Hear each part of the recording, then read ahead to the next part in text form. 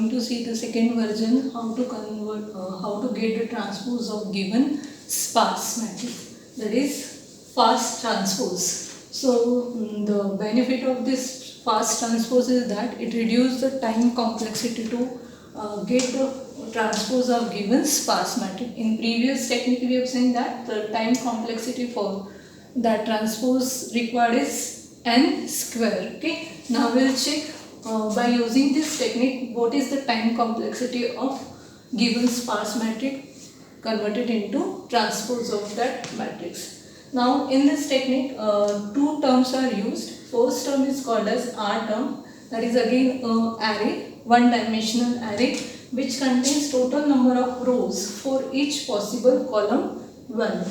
Okay, how many rows are there or how many tuples? See here, tuples. How many tuples are there for each possible column value? Then rpos, okay, rpos, it is again one dimensional array which contain row wise position of each tuple with respect to column value. So this rpos contains the row wise position of tuple. When we are traversing tuple, what is the row position for that tuple with respect to its column value, that is in rpos. Okay, rpos and rterm, these are one dimensional array, and the size of this array is depends on how many column values are there. How many column values are there? Now we will see one example. Through that example I will explain what is fast transpose. Okay, same example we have taken. Okay, there is one sparse matrix.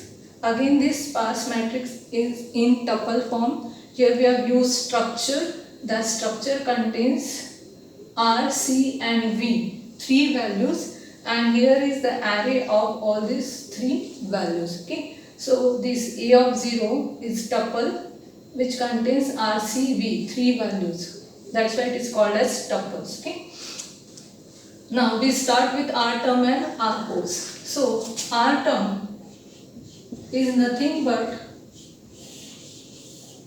total number of tuples for each possible column value. Now how many column values are there or how many columns are there? 3. So the possible values are 0, 1 and 2 in matrix. Okay, because in matrix if we take 3 by 3 matrix, that is 3 rows and 3 columns, it starts from 0. So 3 columns means 0, 1, 2. 3 possible values. So R term size is 3, 0, 1 and 2. This is indexed as well as the possible column value. Now it contains number of tuples which contain the column value 0, number of tuples which contain column value 1 and number of tuples which contain column value 2. So see here, 0 there are 2 tuples, for 1 there is 1 tuple and for 2 there is 1 tuple. Okay, then rpos. So to calculate the row wise position of each tuple with respect to column, here is one formula. That formula shows the first occurrence or it shows the position of the first occurrence of column, and through another one formula it will give the row wise position of each tuple with respect to column value. Okay, now rpos of 0 means the position of 0th column initially is 1 because 0 is always first. Okay, then this is here rpos. Rpos size again depends on number of possible column values.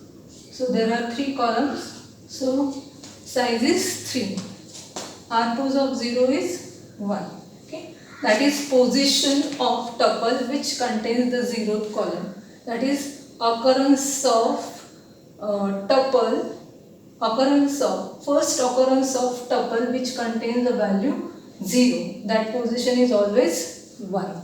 Okay, position is always 1. Then the remaining positions we can find out r pose of 1, that is first occurrence of tuple which contains the column value is 1. So I is equal to here 1 is equal to here. One formula is there to find out the remaining column positions. R pose I minus 1 plus R term I minus 1. So I value is 1. So R pose of 1 is equal to R pose of 1 minus 1 0 plus R term of 0 minus 0. So R pose of 0 is 1 plus R term of 0 is 2. So 3 is the possible position, possible row position for the first occurrence of column value 1. So here put 3. Then I is equal to 2. I is equal to 2. So R pose of 2, that is the position of tuple which contains the first occurrence of column value 2.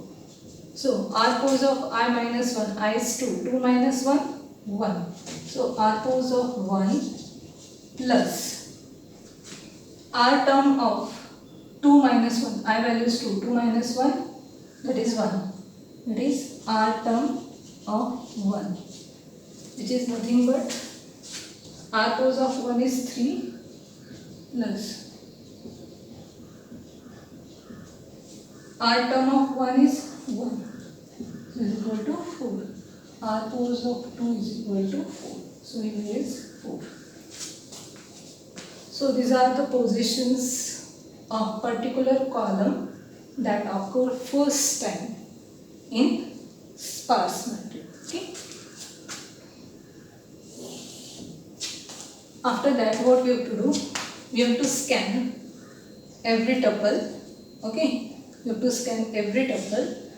In that tuple, we have to check the column, then column value, and then for that column, what is the possible position in this R pose? What is the possible position in this R pose? Once we get that position, we are putting that tuple into resultant matrix by interchanging rows and columns, and we increment the next position, possible position for this column, next possible position for this column. How to do this? See here.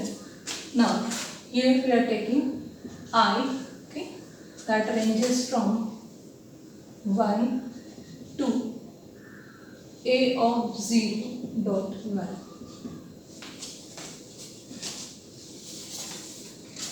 A of 0 to 1 to A of 0 dot 1.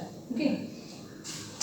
Now here J, it means that for every tuple we are taking and we are finding its position, row wise position in resultant matrix. J is equal to R pose of A of I dot C plus plus. This is the formula which check the position of tuple with respect to column in R pose, and then incrementing the taking the next position for same column in R pose. Okay, so here now consider here these are the first occurrences of 0th column, 1 column and second column. Okay, now here I is 1 to number of non-zero values, so it will take every tuple, and for that this is for loop. We are calculating this J. So J is equal to, now I is equal to 1 first. Okay, J is equal to R pose of